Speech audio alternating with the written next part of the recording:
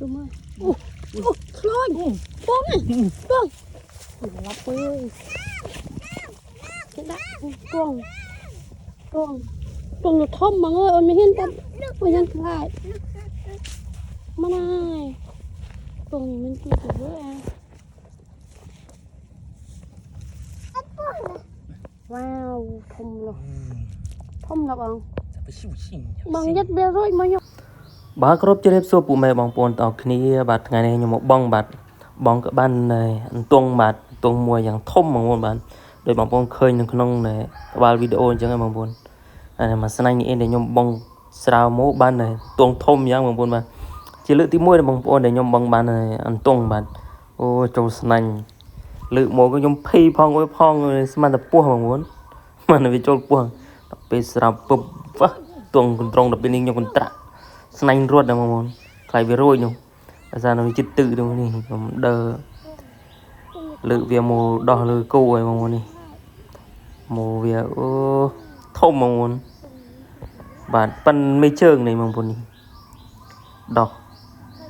លើកទី1ហើយដែលខ្ញុំបងបានអន្ទង់បាទមិនងាយទេបងប្អូន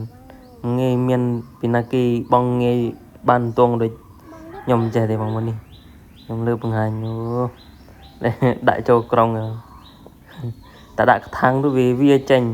ដាក់ចូលក្រុងឡើយយ៉ាងធំនេះត្រីក៏បានច្រើនដែរហើយនេះជាស្នាញ់ទី2បងប្អូនដាក់ស្នាញ់ទី2វាច់ស្នាញ់ទី2ហើយនុយវាស្រែនេះបងគិនអ៊ុយគីនេះកន្លែងប្រូលបងប្អូនប្រូលកន្លែងគេស្លាក់ដាក់ស្បៃអ៊ុយនោះត្រីវា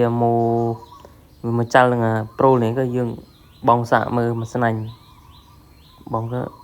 បានត្រីស្នំគ្រិននេះបងប្អូននេះមើលត្រីរៀលត្រីសល្មមមកហូបស្នាញ់ខ្ញុំនេះទិញថ្មីបងស្នាញ់មុនខ្ញុំវាលហេពេកវាផុយដោយសារខ្ញុំទិញយូរឆ្នាំហើយក៏វាផុយនេះទិញ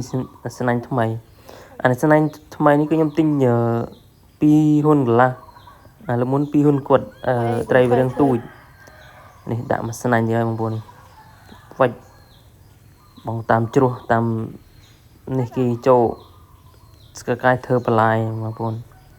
ខែនេះគេច្រូតរួចអស់ហើយនេះឃើញតែកញ្ច្រាំងម៉ាស៊ីនច្រូតវាច្រូតបងនឹងគេជ្រោះគេបន្លាយនេះចាប់ផ្ដើមស្រាវបងប្អូនបាទស្រាវមកនេះត្រូវតែពី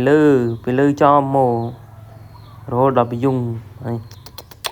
សិតតសសកញ្ចុះបាទសម្បុកកញ្ចុះបាទយើងស្រាវមិនល្អមិនស្រួលបួលវាមុតអាចនឹងមុតតែកញ្ចុះសន្រំក៏សន្រំអូនេះលើមកហើយបងប្អូន